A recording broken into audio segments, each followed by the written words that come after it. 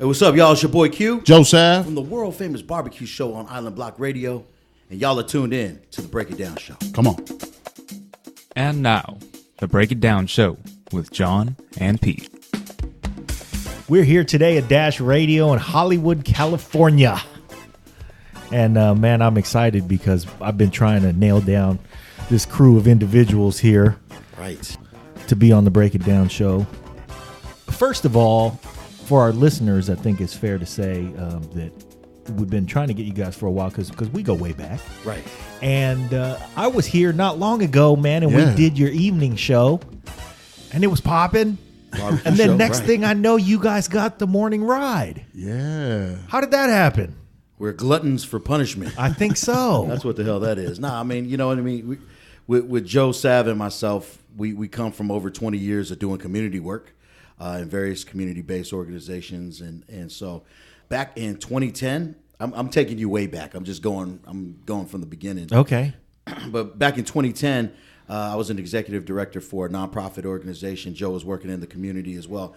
And it was down in Long Beach. It was down in Long Beach, yeah. And it was a census 2010, and there were foundations and folks that were giving grants and resources to various communities, ethnic communities, buying ads for, folks just to inform them, to make sure, hey, you guys got to get counted because, as you know, the census information is very important.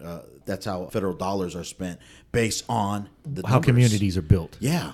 So there was this particular. Let me get this straight. They wanted to count brown people in Long Beach. Not just brown people. But basically, I mean, among everyone. Right. So this foundation was giving away some resources, and our Latino brothers and sisters, they applied, and then they got a grant. Our African American brothers and sisters, they applied, and they got some funding. Asian Americans got theirs, and then so when we applied, Joe Sav, myself, on behalf of the Pacific Islander community, we were turned down and we were refused, and obviously we felt a certain kind of way, and so say what? What's that about? Yeah, well, basically the way they explained it to me, and not to say I wasn't pissed off, to be quite honest with you, but it made sense, was that our African American brothers and sisters had BET. They had their form of ethnic media. Yeah. Latinos had Univision and Telemundo. They had their form. They had outreach that wasn't any infrastructure. They had their media already in place. Right. And for us, for our people, we didn't have it. Didn't have that sort of infrastructure. That's what sparked, I think, the flame. Was Joe and myself. We said that we're never gonna have that excuse again. So we built our own show. And, here we are today. I really didn't know that was the impetus for that organization. And that really speaks volumes for you. I like you guys anyway. So, I don't have to go through all of that. But, yeah, man, that is an admirable mission and an admirable approach to a mission. I mean, being disenfranchised is easy. And it's easy for a lot of communities out there that are smaller and less recognized and don't have a media structure like Latinos and African Americans here have built already for themselves. So you guys are really trailblazers. But trailblazing for you guys goes back further than that. I know for you, that sort of response is not foreign to you. It's not old for you. You've been that responsive about things really your whole life, starting at when you were in college and at SF State, and you've always been an activist at heart.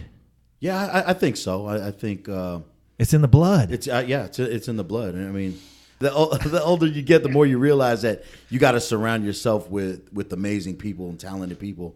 And I ran across this Uso right here next to me, Joe Savage. Mm-hmm. And then, man, it just seemed to make sense, man. So. It only takes one look. Yeah. And where did you guys meet? I think it was at an event. Actually, at an event. We was doing UCLA. I was actually emceeing Pete, did you imagine barbecue smoke at this event? Yes. When there actually hear these two individuals say, we met at an event, the first thing was like, ooh, I smell pork. Yeah. Yeah, there's an apple. Yeah. That sounds a lot more sexier. Like, we were sharing it was actually at an event at UCLA, and Q actually came up to me and said, hey, man, you're one of the first ones to enunciate our group right, Katuda and Chamorro performers. And so I was like, yo, appreciate that, bro. So, and then man, for folks who don't think that matters in the world. No, that matters. Yeah. Big time. Yeah, and so he said that my emceeing sucked and that he actually wanted to help me out. And so Stick to your day job. Stick to your day job. But yeah, from there we actually did a lot of community work together, and yeah, that's how we actually met. Man, and then when you started here, Island Block Radio, you guys were on Wednesday nights. Well, how did it begin here? We were actually on a couple other platforms before here. We first started off with Beat on Nut Radio, and Q was the one that actually kind of garnered that relationship. You want to talk about that? Yeah. My God, dude! I'm gonna tell everybody about when we first did our first radio drop. Now, for those who are tuning in right now and have not done radio, it sounds so simple, I guess, when it comes through the screen, but when you're actually doing drops and recording it, I'm like, Joe, you got, I think what we say, you gotta introduce yourself, and so we were in a makeshift studio at my house, and he was like, I said, you got to say it like this, this is Joe Sav, blah blah blah, whatever. You got to really nail it. You got to really nail it. And he goes, yo, we're really doing radio. We're really doing radio. And I said, bro, what the hell do you think I've been trying to talk to you about this whole time, man? But yeah, that was a funny story. Q was definitely trying to convince me to do it because he actually got approached by a brother that was part of Beat on Nut Radio. Okay. And so he came, and it took a while for him to really kind of get to me because Q actually comes from music. He played in several bands. He was a solo artist, and so for me, I didn't have like a musical background, and so I was like, well, then what's the aim? How are we going to bring this together? We do community work together, and so with the inception of the barbecue, it was actually called the Barbecue Hour in the beginning because we didn't think we had enough content for 2 hours. Right, so just 1 hour. Like, that's all you get. I think we could pull off an hour, guys. Right. Right. And so then I think my catch was, hey, if we're able to bring on community folks, and so we both agreed on that. Okay. Because that's my lane. I'm gonna stick to the lane, right? Yeah, I'm not gonna pretend like I'm right. a famous DJ or I'm a rapper because I don't do any of that. But to actually bring in folks that were connected to us, to the work that we were doing, that really kind of became the nexus of the barbecue show. Right? And by the way, man, don't sell yourself short because your command of the airwaves is something that we really love. I mean, you have the pipes and you have the delivery, and that maybe is something you've developed since then. Oh, but I think now, so. Thank you right? It's hard. It's hard to hear you say, "Well, man, I don't know. I'm just gonna stay in my lane, which is the community angle, because I don't really because man, you're definitely not out of place. Would you concur, Q? Oh, absolutely. When you see like a talent in another individual that they may not necessarily see in themselves, and you just keep encouraging them. Here we are, man. Like 5-6 years later. Yeah. And with a morning radio show. With the morning radio show. I mean, come on.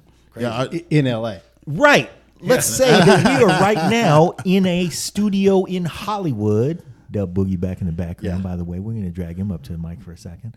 But we are in a studio in Hollywood from which you guys produce a morning radio show. Straight up. Yeah. To go from 5 years ago, just trying to wave your hand away some barbecue smoke so you can announce people onto a stage. That's We're right. going to do some Polynesian dancing, undoubtedly. To the next step of, well, maybe we'll try doing some drops, but I don't, I really got to do some community stuff because that's my lane. I don't really, I'm not coming from music. The thing I think that you had in you prior to this that laid the foundation, of which you were probably unaware, is that music and culture and good times and all of that just kind of falls in place. Yeah. And your ability to wrap your arms around everybody for the good time and deliver them to the good time is really what I think radio is all about. And evidently what morning radio is all about, because I heard you guys this morning. Oh, man. We have a great time. Yeah. In the morning. Yeah. So. I think we had to sort of like recondition what we thought about community work. You know what I mean? Because right when we started to do this, we actually kind of walked away from a lot of the, again, the 9 to 5 of doing work, in the trenches. And so, what we ended up saying was, this is our kind of give back to the community anyways. So this is our form of community. Yeah, this is our form of community work because, we bring on and we shed some light and we promote and market a lot of those that wouldn't normally get that kind of, that kind of time. And so, we felt good in taking on the task. You know what I mean? Okay. Well, let's expand on that. Let's talk about your listenership and who the ears are that you're getting into, because I mean, I'm among them. Who are my people? Who am I sitting with? You know, who else is listening with as me? far as the demographic? Yeah. I mean, well, here at Dash, man, we're just blessed to be in a situation where we got some resources that we definitely wouldn't be available to us if we were at any other spot for us. I don't feel, but man, we got our last numbers. What they say, Joe, we're like averaging 100,000 listeners a day on the station. I'm talking about for Island Block. Yeah. And we're keeping our listeners on an average of 30 minutes. Wow. Which in comparison to like traditional AM FM radio, if you're holding somebody for like 8 to 10 minutes, you're golden. And Wow. in this case, we're literally tripling that with listeners from all Russia, over the world. which was kind of weird. Let's we got a let's lot. talk about some of the feedback you're getting and the listeners out there. I mean, just as far as like the shows. Yeah, who's chiming in? Oh man, you got people from Canada, Moscow, the Philippines, South Africa, Okay. Venezuela, Brazil, China, Japan. We got a listener in the Congo. Wow. Yeah, very interesting. There's one listener that has internet in the Congo. Wow. And they're tuning in. We were proud of our one listener in Iran. Nice. Come on now. But yeah, That's when huge, you though. get somebody that's from deep like that, Yeah. you're like, man, what is that about? Right. We got one in Kyrgyzstan too. Oh, nice. Man, He beat us. I don't even know about that dude. It's undoubtedly a dude. He's sitting somewhere in a box just sweating because he's working on something. But Why do I picture a hairy dude? I don't know why. Yeah. That's just what I'm picturing. So what about that audience do you think? What is bringing them? What do you think the attraction is? Dude, I have no I mean, idea. I can tell you what the attraction is for me, but what do you guys especially hear? like the foreign countries like Yeah. Moscow and I'm thinking that it's military, right? I would think Yeah, so. I'm guessing that for Chamorros, folks from Guam, for folks from American Samoa, we have I think the stats are we have the largest military per capita in the United States. Just Yeah, because that's been true for a very long time. That's the way our people get off. That's our opportunity. That's our one opportunity to get off island. So, these. Let's folks, tell it like it is. Yeah. Okay, we're Come on now. patriots and shit. Yeah, we are. But hey, man, sometimes you sit on that rock for about 18 Guys need years. a ride. Yeah. Right? Yeah, we just need a ride. It's We like, need a man, ride off. We're I gonna gotta get get up out on of the here. job. You know We got what? that covered. We got crazy bitches too. You know? It's like, man, I gotta get away from some of these crazy bitches. I've been seeing her since junior high, man, and she won't get off of my job. Man, everybody knows my business on this rock. You know what? I need to try to get out to Minot, North Dakota or some shit. So yeah, man, we join up Right. in large numbers. Absolutely, And a lot of times it's because there's an opportunity there to not only show our patriotism and our value for being American, but for getting the hell out of there. Yeah, You definitely. know, I like, think man, it's- I got to sit here and listen to my pops tell me to mow the lawn again. Yeah, exactly. I mean, it's really no different than, somebody in some rural part of Virginia or something just going, Small man, I got to town. get off of this farm. Yeah. So there's that. However, there's also a component I think that we shouldn't neglect, which is people who have experienced one way or another the island lifestyle, whether it was brought to them from a neighbor or whether they've been somewhere and they think, because, we've all created converts. I know we've created converts. I mean, shit, I have converted Pete, and that's just from sitting next to him in the truck. Right. At some point, you just go, man, I just need a little bite of what I know is my happy place. That's beautiful. And, you could be in the Congo or you could be anywhere in the world and just think, man, I need a little island time right now. Yeah. Right. I think And that's what you guys provide. We hope. Now, I'll tell you, it's a little piece of funky Southern California island time. It's a particular brand of island time, but it's unavoidably, unequivocally island time. It's definitely L.A. It's got a definite L.A. feel to it for Yeah. sure. I mean, Joe being raised in Carson, myself being raised in Long Beach. There's, when some people tune in, they may not necessarily recognize that I'm Micronesian or Joe's Polynesian. They might think that we're something else, But, Yeah. but that's what it is. Island block. That's the block in Island. Yeah. Just even saying that you're Polynesian and Micronesian and understanding there's a difference there, like that also, like that's advanced. I'm here to tell you, like for a lot of folks. Right. So just the chance that you guys have that voice to bring that particular thing to light and talk about those kinds of things, I think that's cool. Let us all know. That's the thing. We all got to get to know each other a little better. Yeah. Come on now. Nothing We're wrong all with quick to be mad at one another. Yeah. But take a moment, slow down, and get to know one another. There's a lot more love in the room. I think there's a unique thing where Q and I come from, because it's like there's really not a lot of Pacific Islander American perspectives out there. And so with us, I mean, because you definitely get some regional perspectives if you tune in back in the islands like in Hawaii, Guam, Samoa, even New Zealand and Australia. But to actually hear what's going on here in the States, there really isn't. And so It's true. it's definitely interesting, I hope. Yeah. Well, it's interesting to 100,000 people 30 minutes at a time, I'd say. Right. But it's not surprising, because I think that there is a place for that voice and a place where people will love that voice. And like Pete said, we're in a situation now where the more we can all just kind of spread the word, spread the love, let it all out there. Come on now. And, it's just a matter of spreading some happiness. I just saw a strange statistic downstairs. I was reading something that said that there are 8 individuals in the world who control half of the world's wealth right now. Oh yeah, and that is some crazy shit. Rothschild. So the rest of us need to get together and go, okay, man, if they're gonna hoard the money, we at least need to hoard the good time. Yeah, you know what I mean? And keep it right down here amongst the rest of the 3.6 billion of us. Right. Who doesn't love that? Gosh, I want to know who those 8 people are. Jeez. Yeah. For real. So I looked at the list of the 8, and it's all the 8 you would think. It's Bill Gates, Warren Buffett, Mark Zuckerberg, the one dude who had the phone company in Mexico. Oh, yeah. Carlos Slim, yeah. Yep. You know what? If you're going to be the richest dude in the world at one point and in the top 8 list, and you're going to be from Mexico, call yourself Slim. Yeah. You know what I mean? That's just what you can get away with. Because, he wanted to call himself Little Sad Eyes. But that was taken already. Damn. And that wouldn't go in the top 8 richest people. So he was like, all right, I'll let, you guys let Slim go? El Chapo was taken. If I can't, if El Chapo's gone, Baby Joker, that's kind of questionable. I'm going with Slim. And the rest of the guys looked around and went, all right, we'll let Slim go. That's hilarious. That's hilarious. So I think what has just happened is that we've witnessed an L.A. joke. That's an L.A. joke right there. You know what I mean? That's something where you had to understand that. Somebody the Congo listeners like, what the hell are they talking about? Yeah, Baby Joker. That's not a nickname. I thought I was Little Sad Eyes. So, what do you guys see here? I mean, it's hard to ask, wait, what's next? Because you're just now soaking up the fact that you now have a morning show. Yeah, you just did next. Right? Yeah, exactly. I think for us, it's now putting a visual component to what we've been doing with the radio.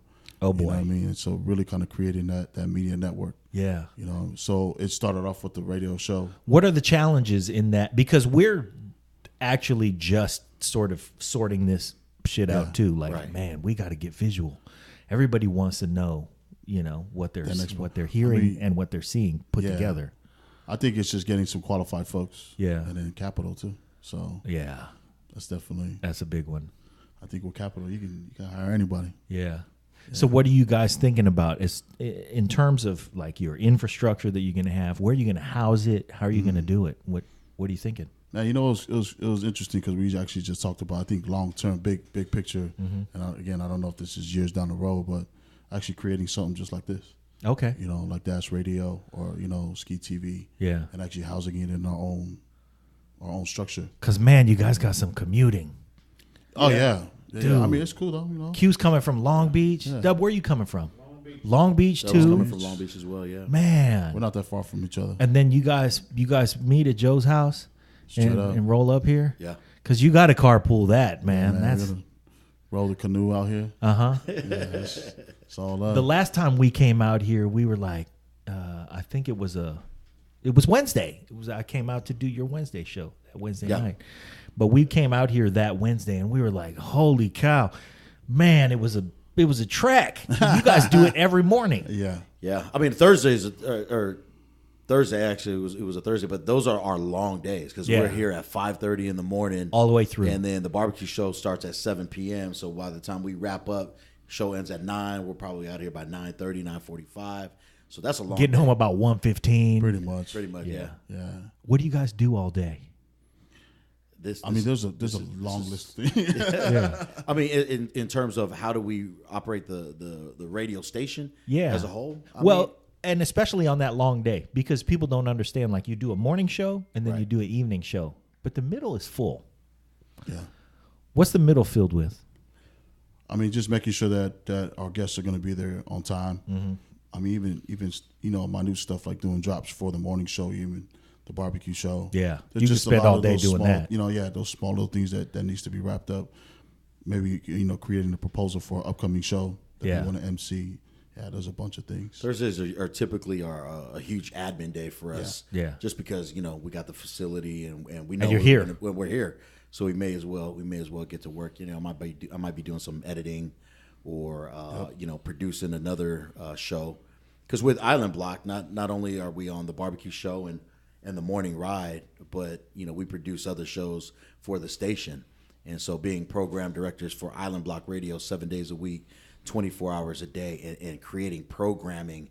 And so there might be a cool show that is like turnkey that we can place on the station, or there might be a need to create a show. And sometimes we're doing that. Either way, there are logistics involved. Tons. Yeah. And people don't get a clear picture of how much actual work is involved in producing. Right. Crazy. It's a lot of work. You have to have a schedule, and you have to be willing to take that schedule and throw it right out the fucking door the second you start. You're like, this is what is going to happen today. And then you're like, nope. Right. Exactly. I thought. Yeah, man. It's a lot of work, but it seems to be paying off. Oh, definitely. Oh, yeah. We're making millions of dollars right here, guys. We're not living in the hills just yet, but we're definitely aiming for it, bro. Right. Making it work. Making it We work. gotta make it work. This is a great neighborhood, by the way. Oh yeah, very expensive neighborhood too. Yeah. Yeah. I mean, we're actually smack dab in Hollywood. Yeah, I mean that was the thing too. Is when we first got the opportunity from DJ Ski to come on to Dash Radio, we had an option because we could have certainly continued to do our show from our production office in downtown Long Beach. But after talking, actually, Joe, I think you're the one that made this point. You were like, "Hey, man, we worked hard to get to Hollywood. Let's go to Hollywood and let's make an impact, and let's people need to know. Let's have our presence felt." And I think it was a right call. That's a terrific approach. Yeah. I mean, Best ability is availability. There you go. Yeah, because there's a Man, lot I'm of just folks gonna that let that marinate for a second. The best ability is availability. Yeah, come on now. Yeah, Being Pete just present. moved down here, man, and I'm still up in the Bay. In the Bay. Yeah. Oh wow. He just moved down here. I'm still up in the Bay. He made that I'm move, like, huh? man. I made it. Same thing. It's like, we're trying to become notable, and we're getting all these shows down here, and it's harder and harder to make the trek back and forth. And so it's That's like, a trip. shoot, not only get the people we can normally get, but get more folks, because I can just say, fuck it. Grab the mic and go. Yeah. Right. Wow. Because, man, we're down here at least once a month anyway. And what we'll do is just try to pack our days solid Gotcha. and grab 8-10 shows while we're down here. And then we were going back up to the Bay, and we'd get 3 or 4 shows up in the Bay. And then we come down here and get 8 or 10 shows, Wow. So, yeah, Pete busted a move down here. I still got I got a college sophomore up there. And I'm just trying to watch every last baseball game I could watch. You have to. get it. You have to. When he transfers, who knows? Maybe he'll come down here and I'll follow his little ass down. Man, Maybe it needs to be a dirt bag like Dub Boogie. Man, you know what? That would be amazing. I would love that. And I know he would love it too. So it just depends who's writing a check There you go. at this That's point. what I'm talking So about. we'll see what happens. Is that the ultimate goal for you guys to actually come out here to LA and I kinda think move and shake out here? now that Pete's down here, I sort of have no choice but to trail down here at some point. And I've always loved it down here. I've always been one of those guys. I mean, even living in the Bay all my life, the whole Bay Area Los Angeles rivalry was completely lost on me because I always had people down here, and I've always just loved it down here. So, people go, oh, no, L.A., man, they got all those fake people down there. We got fake people up there, too. You just got to avoid the fakers. Yeah. So, it's just a matter of, like you said, surrounding yourself with the folks who are doing the things. And, and there certainly is plenty of that down here. So, yeah, ultimately, I can easily see myself down That's here. dope. Yeah, for sure. I think some word of advice that we always give a lot of artists that don't live here in LA that really want to get into it is for them to move out here. Yeah. You know what I mean? Because there's Man, really we've heard that more than once. Yeah, man. There's really no way around it. You know what I mean? Because even us just living like 20 minutes away. Yeah. This is where it's at. You know what I Right. mean? It's almost like out of sight, out of mind. If you're not here, then you just don't exist. On what day of the calendar year is Long Beach 20 minutes from Hollywood? About even 20 3 o'clock in the morning. Yeah. Yeah. So the traffic is probably the craziest thing, though. So. It is crazy. I mean, there's a lot of craziness down here. It's like any other place, though. You got to embrace it. Yeah. There's folks who love Grand Rapids, Michigan, and we look at them like it is so damn cold. What the hell are you doing out there? And they're like, man, that's just how it is out here. They love it. That's home. Yeah, you just got to love it. So traffic sucks. Yeah. You just got to love it. Got to love it. Traffic sucks in New York too. Right. True. I just got back from New Orleans, and you walk around Bourbon Street in the corner for a while, and you're like, I don't know how everybody does this. Yes. But they don't. They might work there. But that's their job. yeah. They don't walk around and eat and eat and eat and eat. I heard it has a very peculiar smell. Bourbon Street. It's got some unusual smells. But it's a great place. But unless you live there and get how to do it at the right pace and everything else, because you guys think about when you're going to drive and like how long it's going to take, and that's part of your pre-production planning and everything. That's true. It's like, man, we may as well not even leave, or we may let's leave at 5:30 in the morning. So Yeah, exactly. We're going to carpool. Exactly. Yeah. Well, you make those concessions. In New Orleans, you just go, well, I got to deal with, I'm going to breathe in and out, and there's going to be urine. I'm just going to have to deal with that. That's just part of it. Try to avoid it as much as I can, but understand that that's a part of the reality. Yeah. But yeah, man, it's another great town, and there's a lot of stuff going on there that's amazing. You just got to deal with, there's shit everywhere. Exactly. John and Pete. Hey, everybody, if you like the Break It Down show, I can dig it. and of course you do. of course you do, hit that subscribe button. John and Pete. It helps us out. Hey, if you're going to like the show on Facebook or on Twitter, it helps us out if you share the show so people can learn about it. So liking it is great. Sharing is even better. Let's do some spy stuff. Yeah, just Let's sneak get in all there. our friends' phones and have them subscribe to the Break It Down show. Do it. Subscribe. Listen to the show. If you love the show, tell 5 of your friends. Or if you hate the show, tell 5 of your friends. Here's my real key question that has been just bugging me, man. Just been my mind-boggling question. How come you guys have the BBQ show and I've been down here now 3 times and we ain't barbecue? What's going on with that? Hey, There yeah, was, Dr. Q. there was That absolutely was cute. no thought in naming that show. I was evidently Bert from Beetlenut Radio was like, I need a name now. I need a name right now, stat. And I was on my way out to lunch. Okay. And that's it. I wish I could say that there was like a cool way. We've throughout the years we've kind of spun it. We've kind of Oh, you- spun that to say, well, There's the feeling is that you're in a backyard barbecue, with your family, and there's always a live, acoustic. Q was going to get a sandwich at Safeway. That's basically it. I was going to get a barbecue sandwich at Safeway. That's basically. I wish I could say it was more thought out, but. You know what's funny was that when the first place we were at Crazy Man Studios, Charlie, who actually owned the complex, he actually built like an outdoor, brick oven like barbecue. Okay. And he was like, yo, as it starts to grow, we were really looking at doing like an actual part where we were barbecuing. Yeah. So at the end of every show, we would be around this barbecue. Right. Queuing it up, and then we'll give it like recipes and all that. And the show would culminate with, okay, we're going to dig in. Here we Yeah, go. we would call it it was like breaking it was, bread or something it was like that, right? breaking bread. That was going to be like the last segment of the show. Yeah. where we're actually, and then Uncle Charlie's over there on the grill, or whoever like the artist will come, and if they had like their own recipe, that they would actually offer that to the show. Yeah. And so it didn't quite pan out the way we thought it was gonna. We did have some Wasn't in the barbecue budget. sponsors. It's a great concept.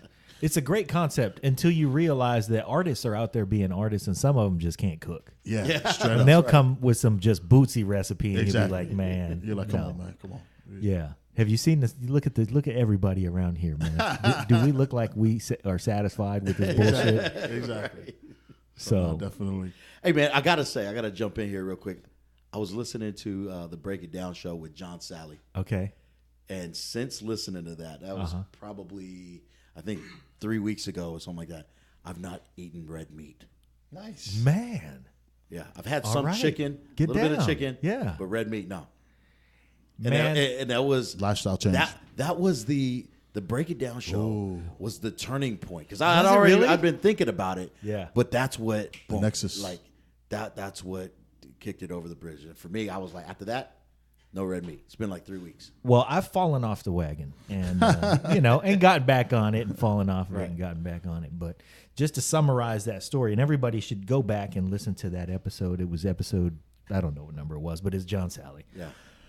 And I'd like to say, yeah, man, so we kick it with John Sally. We don't kick it with John Sally. But we do kick it with Jay Moore. And Jay Moore we got him Angelo Moore from Fishbone to be on his podcast. And so he said, man, I'll pay you guys back with anything in this Rolodex.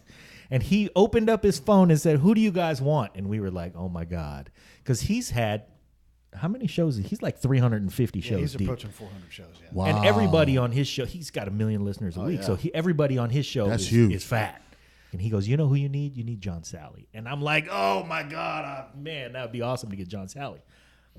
So what happened was Show number 91, John Sally. 91, John There Sally. you go. I get Show that changed my life.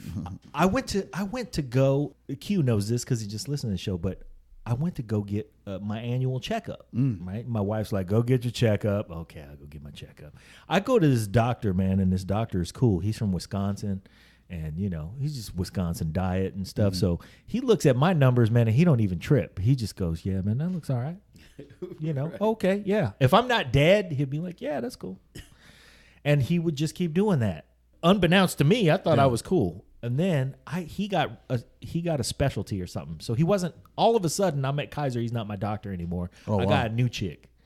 And so I go in for my annual checkup and I walk in and this chick is bad. Oh, that's the best. She's bad. That's best.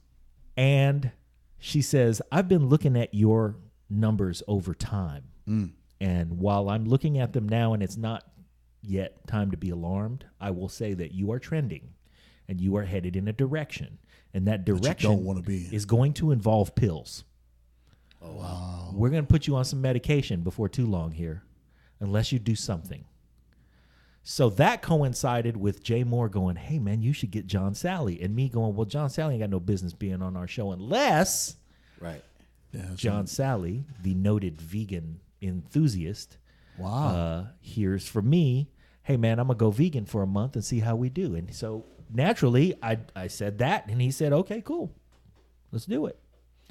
So a month later, I do it. Now, of course, it is a drastic lifestyle change from my fat ass because I man, right now I could leave here and go to Pink's, and I'll get a foot-long jalapeno dog smothered in pastrami. That's how that's what I That's fuck how you with roll. over there. That is great. I showed up, picked him up at the airport this morning with a muffalata, and he said, Oh, in his hand. In his hand. He had it with him. Just handed it to me. I got in the truck. I didn't have my seatbelt on yet. This motherfucker handed me a muffaletta. What is a muffaletta?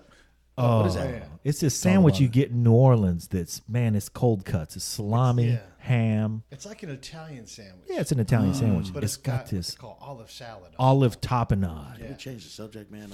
I might have to revert. Man, I'm telling you. So anyway, John Sally says, hey, man, how'd you do? And we get to tell him, and the numbers were spectacular. Yeah. I mean, it was that 1 month. I went back into the doctor's office. She didn't know that I was doing a follow-up a month later. I walked in, and she was like, okay, what do you got? And she looked up at my numbers, and she went, oh, my God.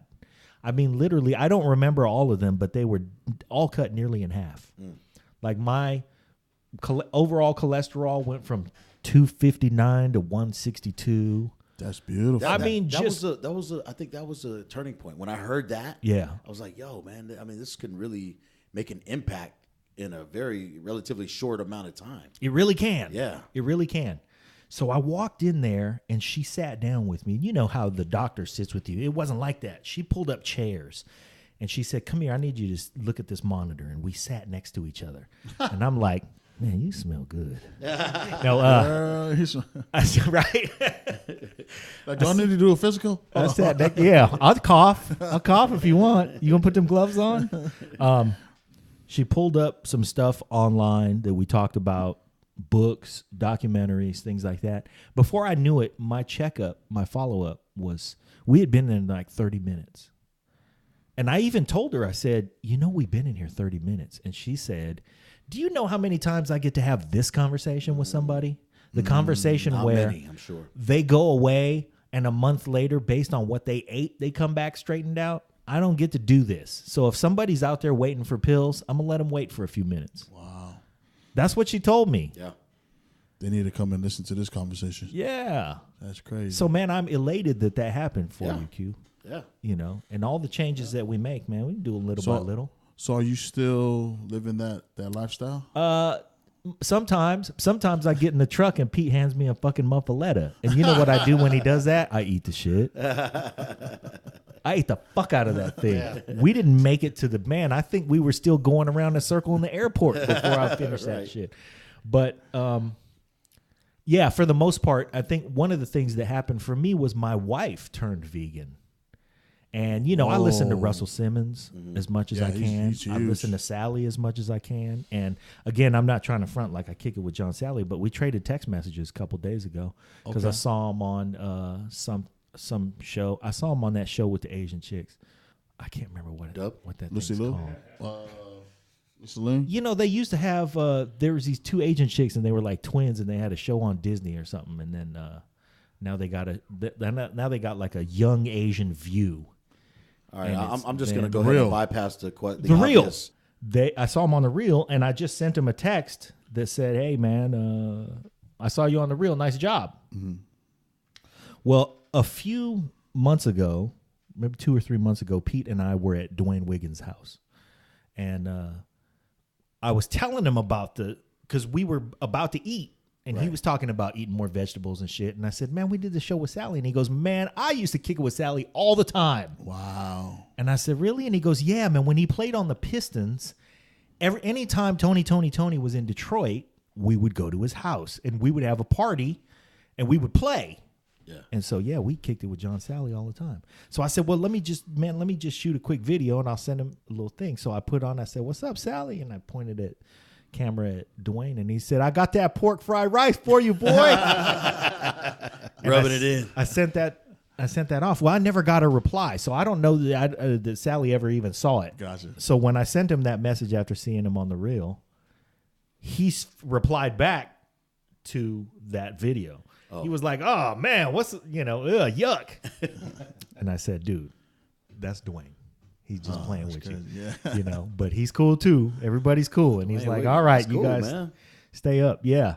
He's been terrific, but he's also, I will say, because if you're going that direction, man, I will say this, Sally is available. Like, he wants to see people make positive changes in their lives, man. And if you're doing it, man. Q, how do you feel so far? Actually, I mean, how long's it been? It's been a couple of weeks, maybe 2 or 3 weeks. Okay. Since we started the morning ride. Yeah, about 3 weeks. And so, I mean, in doing the morning show, is not only is it mentally draining, but it's physically draining. Because we got to reset our whole time clock and all that. And I got to say that, I want to say that it's helped my energy level, because you got to come in with some energy. Yeah. I don't like stepping on a scale. Yeah. Just because I don't do it either. It's pretty depressing. Hey, my ass is fat. Right. You know what I mean? And tomorrow, if I step on a scale, my ass still gonna be fat. Right. But I do enjoy some benefits, like the way you feel. Yeah. You do see some changes. The clothes fit a little bit different. Clothes fit better. Yeah. Sure. So I will say that, yeah, man, if you're going down a track where you start to make some dietary changes and you're feeling results and stuff, he's very into helping people out, helping people do that. Especially since you guys can help spread his message in a community that, let's face it, man, really needs that message. Oh, yeah. We really need that message. Because here's what Chamorros and Samoans have in common. We're both obese. We love to eat bad shit. Yes. Jesus. I mean, my cousin. That's everybody of color, though, man. My cousin married a Samoan, and so we got some new recipes around Christmas time that we weren't used to. And it was like the houses started to integrate, and then we started like, ooh, what's that? Oh. That's all bad. Hey, man, you know what I discovered? They had this shit that was corned beef wrapped in a banana leaf with coconut milk and mayonnaise. Yeah, palusami. Yeah. God, man. Can you imagine that household? Please pass the diabetes. I'll just take 2 scoops of that hypertension. Yep. You know what I mean? Yeah, the health disparities are crazy. It's crazy in the community. And man, especially during the holidays, man. but it's delicious. Oh yeah. And so we eat one. And then you know what happens when you eat one and it's delicious? Can I have another? You have another one. Eat 10 more. Yeah. Pass me some more diabetes. That's right. Yeah. So the community does need the message. In fact, I'm going to shout out to my cousin Rob, who loves island music and island lifestyle. I'm going to shout out to my cousin Junior, who loves island music. John and has island lifestyle. 70 plus first cousins. I have I'm not even. We're not even surprised. Man. Yeah, you guys will We do relate, too. right? Yeah, I have yeah. 76. I have 76 first cousins. That's beautiful. So far, I've not named any of them because that's not how we do it, right? No. Because really, I come down here. Guess what? Q is my cousin. Yeah. Straight up. I'll be at his house all the time. You know, when you need help. Oh man, my weeds. I'll come over, man. I'll jump in. That's how we do it, right? True. You start to gravitate toward your island brethren, and then it's just like, yeah, I think, man, probably my closest cousin, my cousin Daryl. If I tried to figure out how we were cousins, like we could do it eventually. Yeah, but I'd need like a protractor. You know what I mean? And I need a graph paper that's like 11 by 17. I don't give me no little shit. Ancestry.com. Yeah. But it's in there somehow. Exactly. Most definitely. Yeah. And that's part of the thing that I think you guys are spreading. To get back to that, to bring it all full circle. I'm amazed at that transition. Yeah. How you tied that all together. That's what we hope, though. You know, we hope that everybody who tunes in worldwide, whether it's from the Congo, whether it's from Russia, you know, at the end of the day, man, if you're tuning in to Q, Joe Sav, Nina Love, Miss Lulu, you know, Dub Boogie, or listening to the music and hearing the conversation, we're hoping that you can relate to it. Yeah. You know, I certainly related this morning when you guys had a DJ battle, and Dub Boogie, first ever, man, he mashed, got me working day and night, and Housequake. Do you know what, man? I got a cramp in my back. It was 9:15 in the morning, and I was like, oh. I think Del Buggy wants to say something about that. So those were 2 highlights of the mix this morning. Man, there were so many highlights. So many highlights. That was a battle royal, man. I felt like I was in a cage match. I felt I was watching. It was the big time. Oh, it was pretty good. But that was Q was he tried to set it up. Because we were going to do it, but we weren't going to do it today. Yeah. So I'm working on other stuff. So right, he tried to catch you unaware. Exactly. He tried to catch me unaware. Not only was this a battle royal, it was a battle royal that started out with you getting clubbed with a chair. Oh, yeah. Like you came out to give somebody an award or a shout out or something, and all of a sudden Q hit you over the head with a chair. I was in the moment. You know, Yeah, Pete knows, like, when you got a plan and, you know, throw that shit out the window, man, by the time it's all said and done. Sometimes it's time to go. Well, see, that's the thing. You know, he only get me with the element of surprise. And he still didn't do it, so it's okay.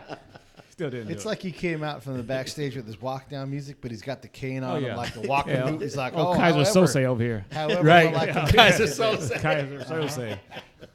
But it's all good, though. It's all good. Yeah, man, you were spinning. Yeah. Come just trying to add a little different element to the show. And it's good because now it's like the background I come from as far as like DJing in clubs and hip hop and other stuff like that is mixing that too with the island songs, island background, where it's kind of like you can capture a different audience too, where you have your island audience and you have people who haven't heard that stuff yet too. Was that a necessity coming up in Long Beach? Not really a necessity, but it's what you did. It was a market advantage. Yeah, it's what you did. It was like, I don't have to do this, but if I want to get ahead, if I want to capture an audience that's not available to some other people. Right. So you mix it all in together. Wow. Yeah. Because the first night I came in here, man, I heard you spin before I spoke with you. Yeah. And the first thing I thought was, this brother from Trinidad. I thought you were Caribbean. I was like, man, he is spending entirely too much and too deep. Like, he's going deep. Oh, no, and I think that's what it was. It was just a perfect fit for Dub to join join the Island Block family and to be on the morning ride because, you know, with this experience DJing throughout LA and other parts of the country and whatnot, and just, you know, just the mainstream music mixed with the island music, it was a cool mix. It's a cool blend. Yeah. It's good too because I'm the type of person where it's like, as far as music, I get deep into everything. Because I want to say, okay, where did that come from? So if you hear something, it's like, okay, that melody, that's the old melody. So, you know, look that stuff up. And then, you know, the whole blend with that and the island music and island vibe is just something that's really hadn't been done before.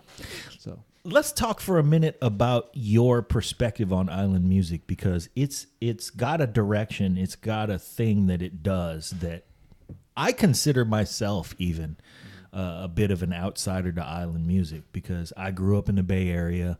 I grew up on hip hop, but I always had one foot back home.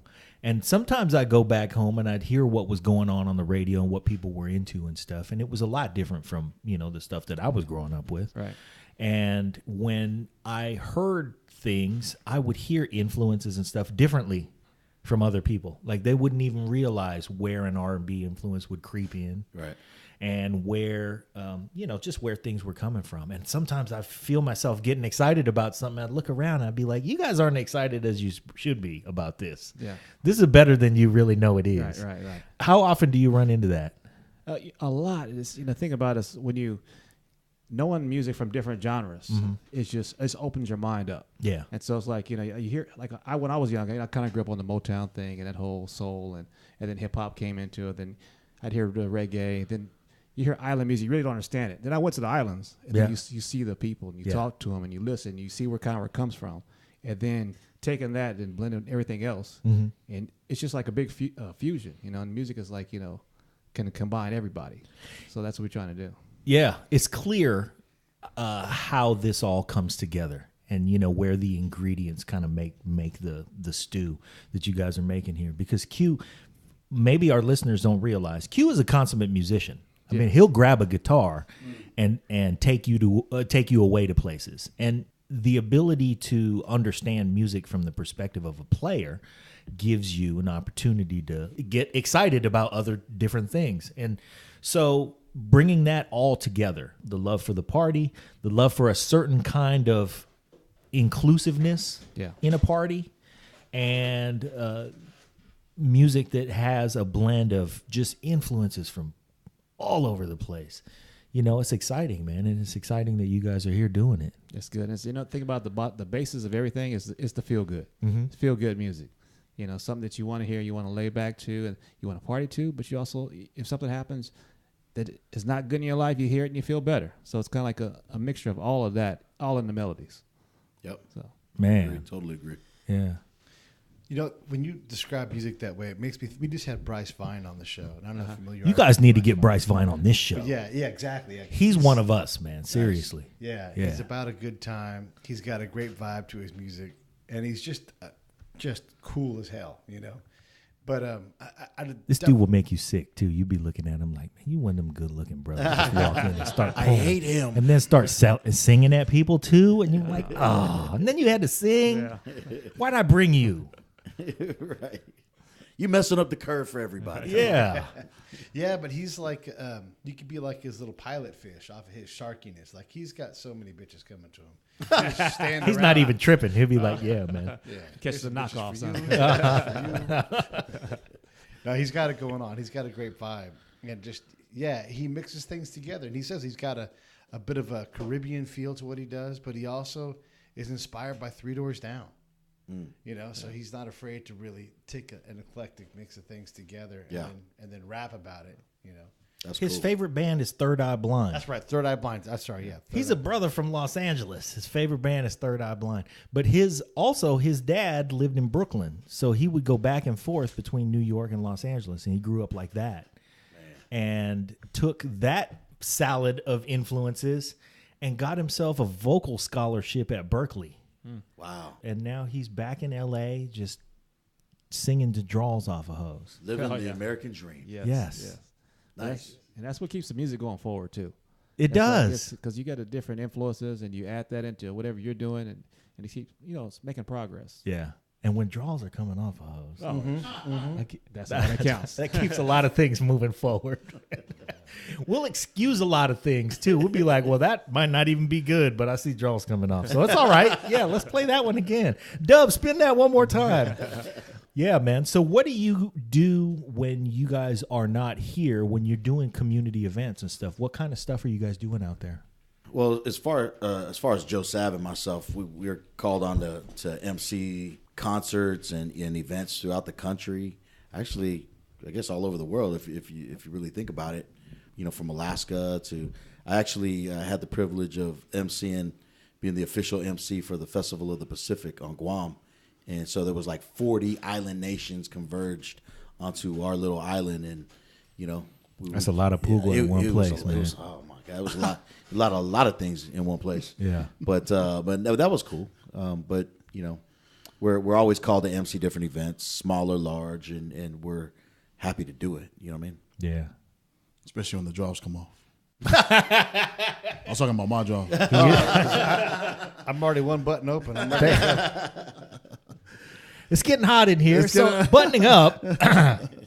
Yeah, man, it's been a real pleasure having you guys on. I don't want to keep you too long because I know you got producing duties and stuff like that. But, man, I think the world of your show, I think the world of your mission, what you guys are doing, the vibe that you guys are putting out, and certainly just y'all three as my brethren. Man, I love coming down here. We had, when we came down here last time, Pete he had other things he had to do when I came in to do your show. And I came out of here and just, man, I think Pete wanted me to shut up because I left here just like, man, we really got to go back there, Pete. Oh, they said we could come back. We'll get him on the podcast. And then we just had so much fun. And, Always welcome, brothers. I didn't even mention that the first time I met Q, he whooped my ass. Q whooped my ass and threw me in a dumpster. Yeah, the very first time I met him. It's the magic of Hollywood. Yeah. Oh, it was some movie magic. Yeah, it was some movie magic, but it was a scene in a film that we did with our other cousin. Yeah, Sean Sergosi. Sean Sergosi, yeah, that's the brother right there. Yeah, brown sheet. It was. Yes, it was. Yeah. And in the scene, I got my ass whooped by these three large individuals. Yeah. Shout out to Randy. Shout out to Yowalu. Yeah. We were a lot skinnier back then. I'll tell you what, and still very large. Yeah. Crazy. The funny thing about that scene was that we shot that scene in maybe about 15 minutes. Because I had enough. 3 big old dudes whooping you and tossing you in a dumpster. You can only take so much of that. But they were glad to do as many takes as we needed. And Sean was like, you know what? Maybe we need to do an establishing shot of this. Can we do this one more time? And they were like, yeah, we can do it one more time. I'm like, man, come on. And then the rest of the shoot, really, we spent a good long weekend rolling around in, I don't remember whose Jeep it was. Yeah. But was that Q Jeep? No, maybe. Yeah, might be mine. Yeah. And so really it was like, this is cool, man. We were making a movie. We were in San Francisco making a movie. And the funnest part of the movie was making the movie. Not really. It was rolling around in the Jeep. And, these guys would whoop my ass and throw me in the dumpster. And then they put me in the back of the Jeep and we'd roll. And it was a lot of fun, man. So, yeah. And then it was like, hey, so we need to go to the other location. Do you guys need, and they were going to put me in a Lincoln. And I was like, I'm rolling in the Jeep. Right? I'm going in a Lincoln. You give that to somebody else.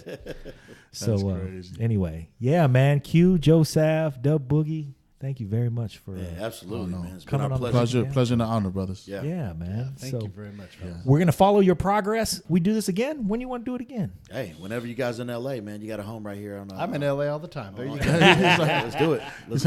I just moved here. Yeah. And there's barbecue. Right? I just got to get a T-shirt, man. Those are cool T-shirts. We'll get you a T-shirt. Yeah. The next time that we come down here, though, and we come in here, we'll make an occasion of it. I actually do want a barbecue. Let's do it. So wherever we do it, we'll do it in Long Beach because Pete is in Tustin.